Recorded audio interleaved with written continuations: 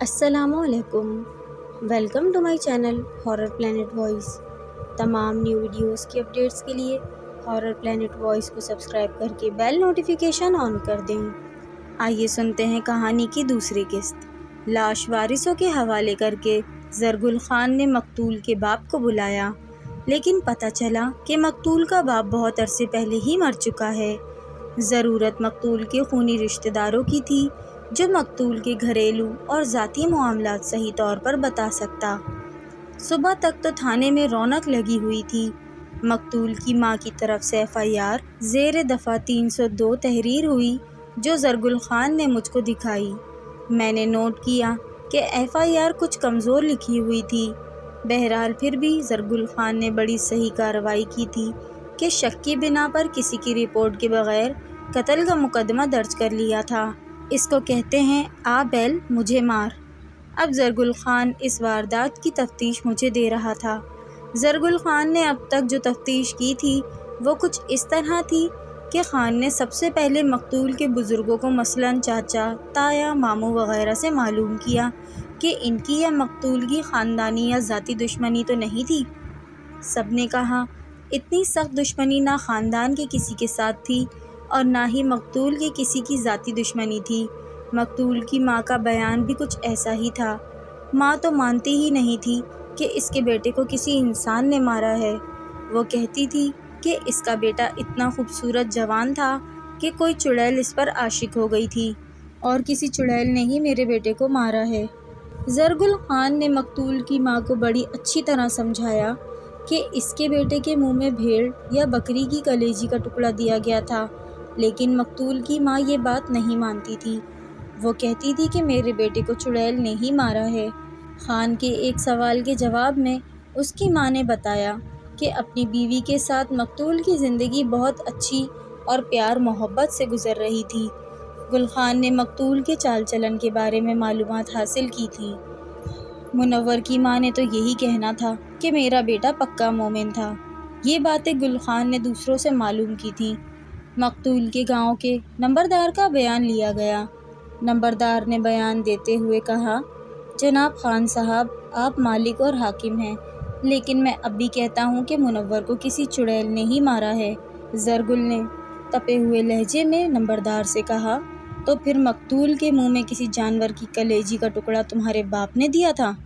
نمبردار نے کہا، جناب یہ تو غیب کی باتیں ہیں، میں کم عقل آدمی یہ کیا کہہ سکتا ہوں۔ جنوں اور چڑیلوں کے اپنے طور طریقے ہوتے ہیں۔ گل خان نے نمبردار سے کہا کہ تم کم عقل نہیں، بے ایمان ہو۔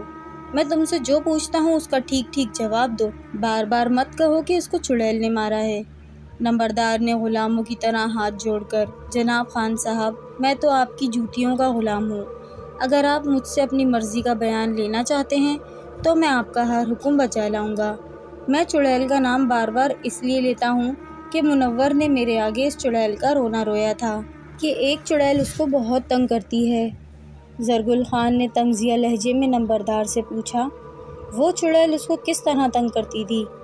نمبردار نے کہا، جناب میں آپ کو وہ ساری بات سنا دیتا ہوں جو منور نے میرے ساتھ کی تھی۔ 1.5-2 مہینے پہلے کی بات ہے کہ منور نے پریشانی کی حالت میں مجھ سے کہا، وہ جہاں کہیں اکیلا ہوتا ہے ایک بڑی ہی خوبصورت عورت اس کے سامنے آ جاتی ہے اور اس کو پیار محبت پر مجبور کرتی ہے۔ پہلے یہ عورت منور کو کھیتوں میں ملی تھی۔ منور نے اس کو ٹال دیا تھا۔ گل خان نے پوچھا، کیا منور نے تمہیں یہ نہیں بتایا کہ وہ عورت کہاں سے آتی ہے اور کہاں چلی جاتی ہے؟ نمبردار نے کہا کہ اس نے منور سے پوچھا تھا۔ منور کہتا تھا کہ وہ اس عورت کو کوئی اجنبی عورت سمجھتا تھا۔ وہ اس طرح اس کے سامنے آتی جاتی تھی جیسے کسی فصل میں سے نکلی ہو اور پھر وہ فصل میں ہی کہیں غائب ہو جاتی۔ ایک روز منور نے اس عورت کو دیکھا تو اس کا خون خشک ہو گیا۔ اس عورت کے پاؤں الٹے تھے۔ جب منور نے عورت کے ہاتھوں کی طرف دیکھا تو اس کے ہاتھ بھی الٹے تھے۔ اس کی آنکھیں بہت خوبصورت تھیں، لیکن منور نے آنکھیں غور سے دیکھیں تو آنکھیں بھی ذرا ترچھی تھیں۔ اب تو منور اس کے ساتھ جائز یا ناجائز کوئی بھی دوستی نہیں لگا سکتا تھا۔ زرگل خان نے نمبردار سے کہا، تم مجھے یہ بتاؤ منور کو کون سا سرخاب کا پر لگا تھا کہ چڑیل اس پر عاشق ہو گئی تھی؟ نمبردار نے کہا جناب آپ سرخاب کا پر کہتے ہیں، اگر آپ منور کو دیکھتے آپ یہ ضرور کہتے کہ یہ تو بہت ہی کوئی خوبصورت جوان ہے۔ آپ نے تو اس کی لاش کفن میں لپٹی ہوئی دیکھی تھی نا، اس کا چہرہ کلیجہ باہر آنے کی وجہ سے بگڑا ہوا تھا۔ اگر آپ اس کا جسم دیکھتے تو کہتے یہ ایک جوان مرد کا جسم ہے۔ زرگل خان کے دل میں ایک اور شک پیدا ہو گیا۔ اسے شک ہوا کہ گاؤں کی کسی عورت کے ساتھ مقتول کے تعلقات بن گئے ہوں گے اور اسی وجہ سے وہ مارا گیا۔ گل خان نے یہاں تک ہی تفتیش کی تھی کہ اچانک اس کا بچہ غائب ہو گیا۔ گل خان اس وقت تھانے میں اسی واردات کی تفتیش میں مصروف تھا کہ اس کو اطلاع ملی کہ اس کا بچہ باہر کھیلنے کے لیے گیا اور واپس نہیں آیا۔ زرگل خان نے سارے کام چھوڑ کر اپنے بچے کی تلاش شروع کر دی۔ لوگ کہتے تھے کہ گل خان نے مقتول کی لاش کا پوسٹ مارٹم کروا کر چڑیل کو ناراض کر دیا اور اس چڑیل کی دشمنی مول لے لی۔ گل خان کی اس کارروائی کے بدلے میں اس کا بچہ غائب کر دیا اور اب تک اس بچے کا کوئی سراغ نہیں ملا تھا۔ گل خان بچے کی تلاش میں جگہ جگہ چھاپے مار رہا تھا لیکن بچے کا کوئی اتا پتہ نہ تھا۔ گل خان کے تھانے کی وارداتوں کی تفتیش میں دلچسپی ختم ہو گئی تھی۔ وہ کسی بھی واردات کی تفتیش نہیں کر رہا تھا، صرف اپنے بچے کی بازیابی میں ہی مصروف تھا۔ گل خان کی ساری کارروائی سن کر میں سمجھ گیا تھا کہ اب گل خان کو اپنے بچے کی بازیابی کے سوا کچھ سمجھ نہیں آ رہا، اس لیے منور کی موت کی تفتیش میں کوئی خاص پیش رفت نہیں ہوئی تھی اور نہ ہی گل خان تفتیش پر کوئی توجہ دے سکتا تھا۔ اگر اس کا بچہ اغوا نہ ہوا ہوتا تو شاید گل خان اس تفتیش کو کنارے لگا چکا ہوتا یا کنارے پہنچنے والا ہوتا۔ بہرحال اس تفتیش میں ابھی بہت سی باتیں ادھوری تھیں جن کے متعلق جاننا بہت ضروری تھا، خاص کر کے نمبردار کا کردار اس کیس میں مشکوک تھا۔ میں نے زرگل خان سے کہا دیکھو گل خان، تمہارا اپنا ایک طریقہ تفتیش ہے اور میرا اپنا طریقہ ہے، اس لیے میں چاہوں گا کہ تم میری کسی بات پر اعتراض نہیں کرو گے اور نہ ہی مجھ پر کوئی زور زبردستی کرو گے کہ میں یہ کام یا بات ایسے نہیں کروں یا ویسے نہیں کروں۔ گل خان نے کہا میری تو کچھ سمجھ میں نہیں آ رہا تھا، اس لیے تو یہ تفتیش آپ کے حوالے کی ہے، اب آپ جانیں اور آپ کا کام جانیں۔ میں تو بس یہ چاہتا ہوں کہ مجھے میرا بیٹا جلد از جلد مل جائے۔ میں نے گل خان کو تسلی دی، اسے کہا کہ اللہ پر بھروسہ رکھے، اللہ بہتر کرے گا اور تمہارا بچہ صحیح سلامت واپس مل جائے گا۔ گل خان نے کہا ٹھیک ہے، آپ اپنا کام شروع کریں اور جہاں میری مدد کی ضرورت ہو مجھے بتائیں، میں حاضر ہوں۔ میں نے کہا گل خان، مجھے سب سے پہلے نمبردار کا بیان دوبارہ چاہیے، میں خود اس سے بیان لینا چاہتا ہوں۔ گل خان نے کہا میں ابھی نمبردار کو بلوا لیتا ہوں، آپ اس سے جو بھی بیان لینا چاہتے ہیں وہ لیں، اور پھر گل خان باہر نکل گیا۔ میں نمبردار کے گل خان کو دیے گئے بیان پر غور کرنے لگا۔ جب نمبردار آیا تو میں نے اسے فوراً اپنے پاس بلا لیا اور سب سے پہلے اس سے منور کی موت کے بارے میں پوچھا تو نمبردار نے مجھے وہی کہانی سنانی شروع کر دی جو گل خان کو سنا چکا تھا۔ میں نے نمبردار سے پوچھا کیا منور نے چڑیل والی بات صرف تمہیں بتائی تھی یا کسی اور سے بھی اس کا ذکر کیا تھا، اور منور کی بات سن کر تم نے اسے کیا مشورہ دیا؟ نمبردار نے کہا جناب مجھے یہ معلوم تو نہیں کہ منور نے کسی اور سے بھی ذکر کیا تھا یا نہیں، البتہ جب اس نے مجھے بتایا کہ اسے چڑیل تنگ کر رہی ہے تو میں نے اسے یہ مشورہ دیا تھا کہ وہ جلد از جلد اپنے شاہ جی سے ملے اور انہیں بتائے کہ کوئی چڑیل اسے تنگ کرتی ہے اور شاہ جی ضرور اس چڑیل کا کوئی نہ کوئی بندوبست کریں گے۔ میں نے پوچھا کہ کیا منور شاہ کے پاس گیا تھا؟ نمبردار نے کہا پہلے تو منور جانے کے لیے تیار نہیں تھا، لیکن سمجھانے پر وہ شاہ جی کے پاس گیا تھا، بلکہ میں خود اس کو شاہ جی کے پاس لے کر گیا تھا۔ میں نے پوچھا منور شاہ کے پاس کیوں نہیں جانا چاہتا تھا؟ نمبردار نے کہا جناب منور کو کسی نے ورغلا دیا تھا اور شاہ جی کے خلاف بھڑکا دیا تھا۔ میں نے اس سے پوچھا کیا منور شاہ جی کا مرید نہیں تھا؟ نمبردار نے بتایا کہ پہلے منور شاہ جی کے پاس آتا جاتا رہتا تھا، لیکن پھر اس نے شاہ جی کے پاس جانا چھوڑ دیا۔ میں نے اس سے پوچھا تمہاری مسجد کا امام کیسا آدمی ہے؟ کیا وہ بھی شاہ کی طرح تعویذ وغیرہ دیتا ہے؟ نمبردار نے کہا وہ ٹھیک آدمی نہیں ہے، اسی نے تو منور کو بھڑکایا تھا۔ وہ شاہ جی کے خلاف باتیں کرتا ہے اور کہتا ہے کہ اسلام پیری مریدی کی اجازت نہیں دیتا۔ میں نے کہا یہ باتیں یقیناً شاہ کے کانوں میں بھی پڑی ہوں گی، پھر شاہ نے اس امام کو مسجد میں رہنے کیوں دیا؟ نمبردار نے کہا جناب، اپنے شاہ جی بادشاہ آدمی ہیں، وہ کسی کا دل دکھانا نہیں چاہتے۔ وہ کہا کرتے ہیں کہ جس نے بھی اس گدی کی بے ادبی کی ہے وہ خود ہی سزا پا گیا۔ تو میں نے کہا جیسی منور نے پائی ہے۔ میں نے خاص طور پر نوٹ کیا کہ نمبردار کی آنکھوں میں اور چہرے پر بے چینی پیدا ہو گئی تھی۔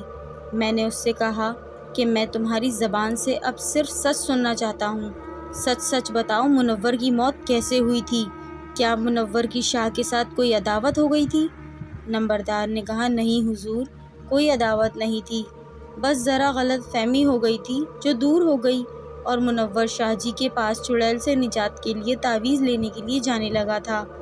ویسے بھی مرید اپنے پیر کی عداوت رکھ ہی نہیں سکتا، اور منور بھی شاہ جی کا مرید تھا۔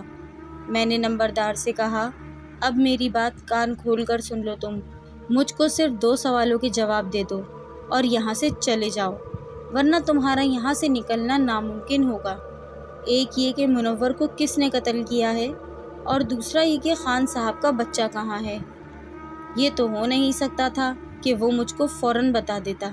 اس نے انکار کیا اور یہ بھی کہا کہ معلوم نہیں کیوں میں اس پر اتنا خوفناک الزام لگا رہا ہوں۔ میں نے کانسٹیبل کو بلا کر اس سے کہا اس نمبردار کو حوالات میں ڈال دو اور اس کے ساتھ کوئی بھی شخص بات نہ کرے۔ نمبردار کی گھبراہٹ دیکھنے والی تھی۔ وہ کانسٹیبل کے ساتھ جانے کے لیے آمادہ نہیں تھا، مگر میرے اشارے پر کانسٹیبل اسے بازو سے پکڑ کر لے گیا۔ میں نے مقتول منور کی بیوی کو بھی بلا رکھا تھا، وہ بھی باہر آ بیٹھی تھی۔ اس کے ساتھ ہمدردی کی 2-4 باتیں کیں اور اس سے پوچھا کیا تم بھی یہی سمجھتی ہو کہ تمہارے شوہر کو کسی چڑیل نے مارا ہے؟ وہ بولی ہاں جی، لگتا ہے کہ آپ نے میرے شوہر کی لاش نہیں دیکھی۔ اگر دیکھی ہوتی تو آپ خود کہتے کہ یہ کسی بندے کا کام نہیں ہو سکتا۔ میرے خاوند کی جو حالت تھی وہ کسی انسان کا کام ہی نہیں۔ میں نے اس سے پوچھا کہ کیا منور نے اسے کبھی بتایا کہ کوئی چڑیل اسے تنگ کرتی یا اس کے پیچھے پڑی ہوئی ہے؟ اس نے کہا میرے خاوند نے مجھے کبھی نہیں بتایا، اگر بتایا ہوتا تو میں ضرور اسے شاہ کے پاس لے جاتی یا کوئی تعویذ وغیرہ کرواتی۔ میں نے اس سے پوچھا کہ کیا منور خود شاہ جی کے پاس نہیں جا سکتا تھا؟ وہ بولی تھانے دار صاحب، دراصل منور بھٹک گیا تھا، وہ کسی کی الٹی سیدھی باتوں میں آ گیا تھا اور شاہ کی مریدی سے نکل گیا، پھر جیسے ہی شاہ جی کا ہاتھ اس کے سر سے اٹھا تو وہ مارا گیا۔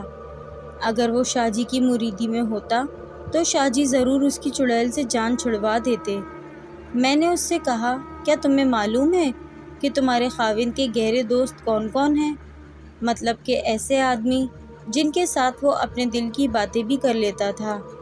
منور کی بیوی نے مجھے 2 نام بتائے اور کہا ان دونوں کو وہ اپنے سگے بھائیوں سے بھی بڑھ کر سمجھتا تھا۔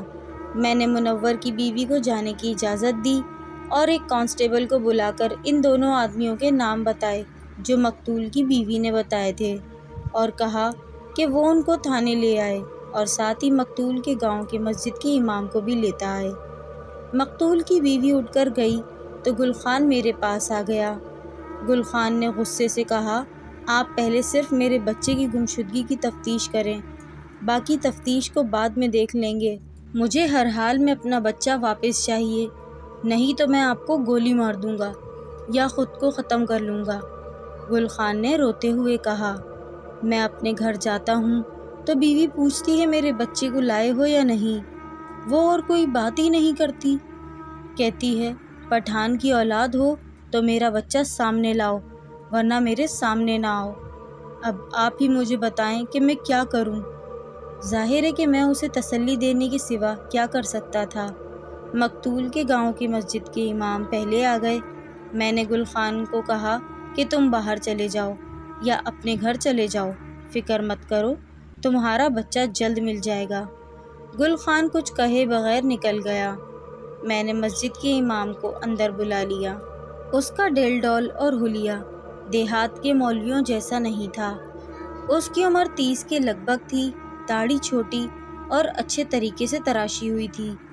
میں اس کو احترام سے اپنے سامنے کرسی پر بٹھانے لگا اور کہا، محترم، سنا ہے کہ آپ کو وہابی کہتے ہیں، کیا آپ وہابی ہیں؟ اس نے کہا، میں صرف مسلمان ہوں، مگر یہ لوگ مجھ کو وہابی کہتے ہیں۔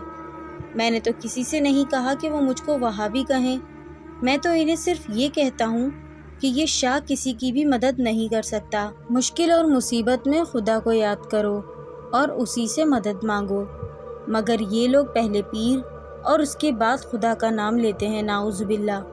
میں نے انہیں پیری مریدی سے روکا تو مجھ کو وہابی کہنے لگے، جبکہ یہ شاہ شریف آدمی نہیں ہے۔